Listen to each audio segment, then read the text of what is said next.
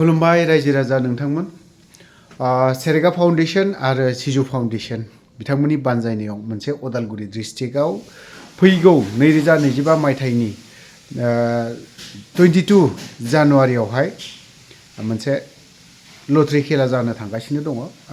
दिनैहाय गेजेराव मोननैसो उसुबिदानि थाखाय मोननैसो जाहोननि थाखाय बन्द खालामना दोननाय जादोंमोन। दा बे लटारि खेलाया सुरु जाफिनसिगोन बा फाननाया सुरु जाफिनसिगोन। बेखौ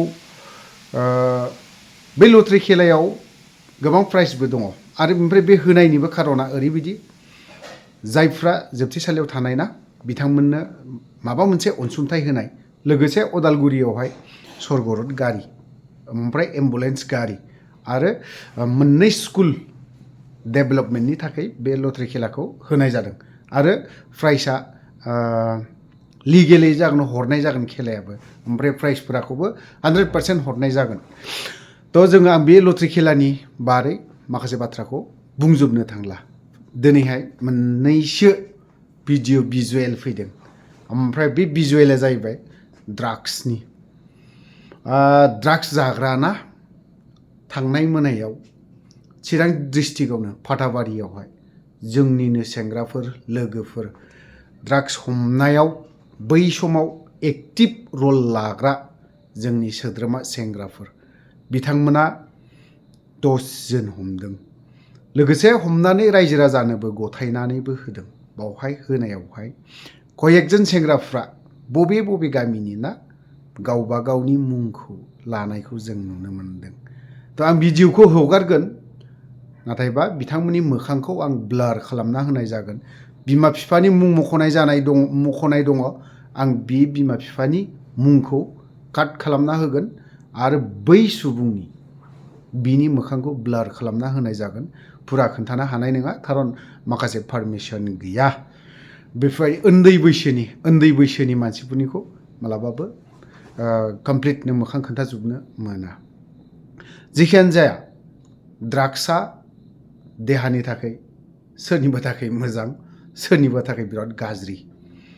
जाय ड्राग्स जाग्रा बिथांमोननि थाखायथ' 100% मोजां।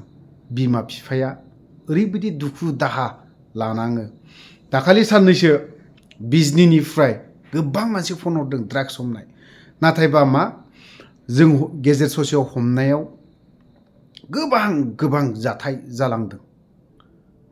जालांदों, नाथाय बावहाय एसे गिनो गोनां, माने डेन्जार दं। नों जुदि ड्राग्स जाग्रा गथ'खौ जुदि फोसाबनो थाङोब्ला नोंखौसो एटेक खालामनायनि मोनसे खाबु लायो। बावहाय सेंग्राफोरजों लोगोसे बै गोरलै गथ'फोर 18, 19 ना 18, 19, 20 बोसोरनि सेंग्रा सिख्ला बिसोरसो ओरैबायदि एक्टिभ जायो। बिथांमोनखौ जै आइजोफोरखौ हमहैबाय गोबां ओंखारलाङो बाथ्राया बेफोरबायदि। थ' ओंखायनो गिनानैनोथ' नङा, सानै हयै साननैसो द्रप थादों। थिग थांनाय हरावहाय जोंनि सेंग्राफ्रा आरोबाव फिन ड्राग्स जानायनि सायाव रायजो राजानि खावलायनायाव बिखौ ओंखारफिननो गोनां बायध्यता। नाथायबा जाय जाग्राफोर बिमा बिफाफ्राबो ओरैबायदि एक्टिभ थायो जाहोनायफोर बायदिसो। खिन्थुबा बिमा बिफाया जाय ड्राग्स जाग्रा गथ' जेसेबां हायो आं मेंबाय होननानै फावसायनो नाङा। जुजिथाबखानांगौ। बे गथ'खौ आं माबायदि ड्राग्सनिफ्राय गारहोनो हागोन, अब्लासो बियो नागारगोन। आरो नङाब्ला बिमा बिफाया जुदि मालाबाबो नाजाया नागारहोनायनि थाखाय, अनलि रिहाबाव दोनगोन, खारखुमा बुगोन, आरो सेम हमफिनगोन, आरो रिहाबाव दोनहैफिनगोन, आरोबाव रिहाबनिफ्राय गना फैखांना आरो जाफैफिनगोन, ड्राग्सखौनो जाफैफिनगोन, नङा होमबा? थ' बेफोरबायदिनि फारसे जिसिबां ड्राग्स जायो इसिबांनो गोरासो खालामनांगौ बिमा बिफाया। खारन बिसोरनि सायाव अननायखौ माब्लाबाबो सायाव खोन्थानो नाङा, सिङाव दोननांगौ। नंगौ, गाव जोनोम होनाय फिसाखौ बयबाबो बिमाया अननो ओंखारो आरो बिफायाबो अननो ओंखारो। बुगोन माबायदि, सोबागोन माबायदि, गावनि असे फिसाखौ अननाय फैयो। नाथायबा बेखौ अननायखौ एकदम सायाव खोन्थाथारनो नाङा, सिङाव दोननांगौ। जाय बिमाया दिनैहाय आं मुंखौ बुंनो थांला खुनथाम रिहाब सेन्टाराव दोनहैदों बे फिसालाया दा धोरोमनि खामानि मावग्राबो जाबाय धोरोमाव ओरैबायदि एक्टिभ जाबाय गाव गोसो जानानै आं दिनैनिफ्राय ड्राग्सखौ जाला मामि होननानै गोसो सिंनिफ्राय बुंनानै ड्राग्स सावदों ड्राग्स सावनानै दा हाबाबो लाबाय हाबा लानानै इसोरनि खामानिबो मावग्रा जाबोबाय धोरोमाव दा जायखौनो फालक होननानै फालकबो जानानै दं आंनिख्रुइबो बैसोआ उन्दैसिन बेफोरबायदि थ' गोलाव बाथ्रा बुंनो सानाखै ड्राग्सनि खेथ्रआवहाय मोननैसो भिजुवेल दं बेखौ नायनानै लानि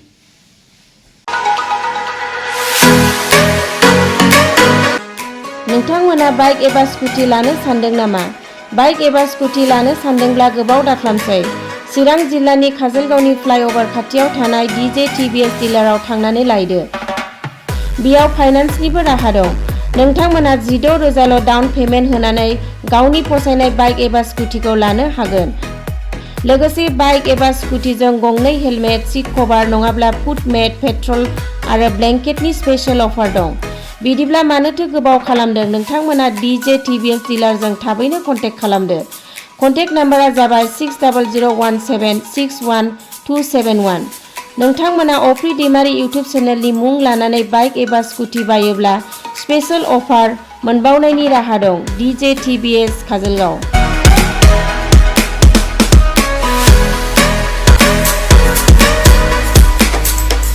बिसोरो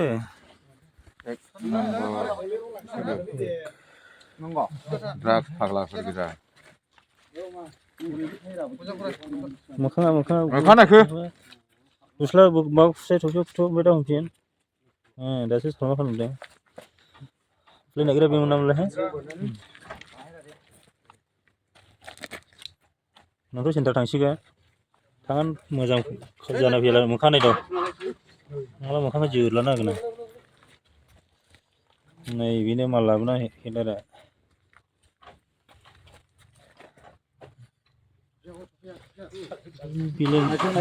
बेलेमोनियावलाय दा संसै ना हा मावो नालाय बिसोरखौबो माथो नाम गामि बिमा बिफा नंना 2 नं बिथिनि 7 नम्बर बिथिनि नाम बिश्वजित बर्मन आरो माबा फाथाबारि नों बेसे गोबाव जाखो ड्राग्सखौ लानानै लानायालाय 3-4 बोसोर जाबाय ओमफ्राय बिदिनो मास मोननैनिफ्राय लायो ओमफ्राय बेंगलाव थांदोंमोन आरो मोटा 3 मास मानो 3 मास बारा लालै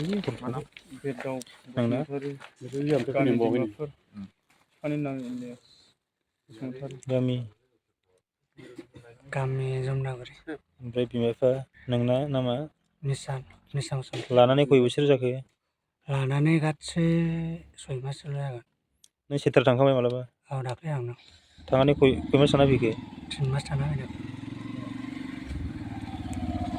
खर' सोंखाबाय सोंबाय नामा खोन्थादो दे बिरदाव बसुमतारी बिमा बिफा गामि दिमाफुर आंनि बिफानि नामा लानानै बेसे गोबाव जाखो आं बिदिनो मास मोनसेसोल' जादोंमोन दा मास मोनसे जेबो सेन्टार थांफिनाखै ओहो थांफेराखै आं मोनथिबाय ओमफ्राय हिनजाव फिसाफोर दं नामा दं साबेसे सासे दं हौवासा ना हिनजावसा हौवा ओमफ्राय आंनि नामा प्रनिल नार्जारि औ गामि गयबारि जायाखै हाबा जाबाय गथ' सासे दं बेसे गोबाव जाखो लानानै हिनजाव लानाया ड्राग्सआ ड्राग्स लानानै 1.5 बोसोर जाबाय 1.5 बोसोर ओमफ्राय बिदिनो मालाबानि समाव नागारबाय मालाबानि समाव लाबाय बिदि जाहैदों सेन्टार मालाबा थांफैबाय थांफिनाखै ओमफ्राय नोङो आंनि नामा प्रेमानन्द बसुमतारी बिमा बिफा माबा नेपालि स्टुडेन्टफोरा लानानै बेसे गोबाव जाखो ड्राग्सआ लानानै सिगांनिफ्राय लाबाय ओमफ्राय दा द्रप थाथ'नानै जौ लोंनानै दंफैयोमोन आं लालाय गारलाय खय बोसोर जाखो सिगां लायोबो ओमफ्राय दा लाथ'वासैमोन ओरैनो खय बोसोर आन्दासाव 2 बोसोर 1 बोसोर जानोसै नोंलाय आंनि नामा लिथो बसुमतारी ओमफ्राय बेसेबां जाखो द्राग्स लानानै आंथ' फास मासआनो जायाखै दाख्लै आदानि हाबा बेंगलराव फैनायनिफ्रायनोसो लानाय जादोंमोन ओमफ्राय बेंगलराव थांनानै नै दाख्लै अक्ट'बरावहाय नोंखौथ' फैफिनदोंमोन माल फानग्रा दा नोंखौनो मेन होनना मिथिनानै दङ फाना आं फाननायालाय सिगांसो माबा मोनसे बिदिनो बिदामोनजों थाफालाबायोमोन लाफाला माबाबायोमोन आरो ओमफ्राय आंथ' दा ज' माबानायनिसो आरो ज' लानायनिसो आरो दा ज' फैसा हरनायनि सोमोन्दै ओमफ्राय नोङो मिनाल ओमफ्राय बिमा बिफा मा बाबा गाव गावगायलागाव किमान बोसोर হৈছে বছৰ হোৱা নাই মোৰ কি 6-7 বাৰ মান লৈছে খালি दे नोंलाय आंथ' लानायालाय सप्तासे बायदिल' जादों गोदानसो बिमा बिफा मा होनो गामियालाय दैमाफुर डिमापुर खिन्थु बेयाव जेसेबां दा गिर्जा मन्दिर माबा मोनसे सिखाव खावनायाव नोंसोर आखाइ दंना गैया मोजां खोन्था ओमफ्राय सोरखौबा मिथियो नामा आंथ' मिथिया हा आं मिथिया बे फाथाबारि जायगायाव एसेबो सिखाव खावनाय गैया बुंदोरा सोर बुंदो दाउ अमा खावफेनाखै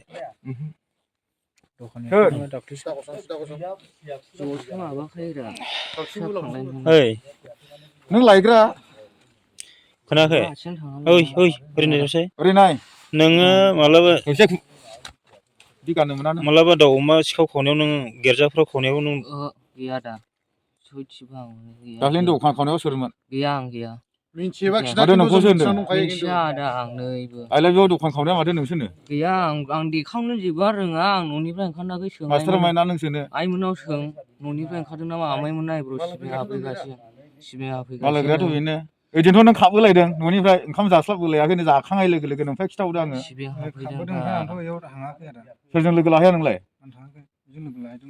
आंथ' फैयानो बेजों लोगो लाहैदों खिथाखौ सं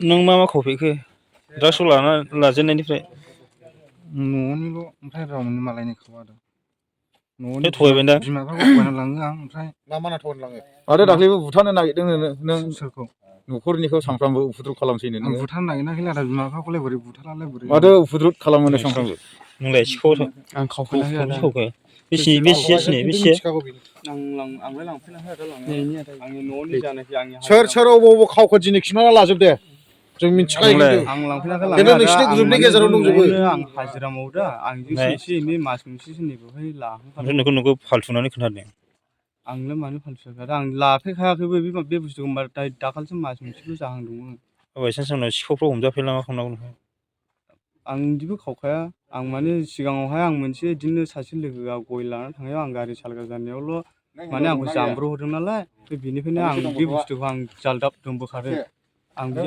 बुस्थुखौ मावखायाखै सिखाव बुस्थुखौनो माने सिखाव खावलानो बुजाखायो नालाय जाबाय दे ओमफ्राय सोरखौबा सिखाव खावनायखौ सोरखौबा मिथिनानै दं नामा लोगोफ्रा आंथ' बिसोरखौ सिखाव खावनानै मोनथिफेराखै जिखुनु नोंसिनि ग्रुपआव सोरबा सिखाव खावग्राफोर दं नामा जों सानैजोंल' बांसिन थाखायोमोन ओमफ्राय जों खिन्थु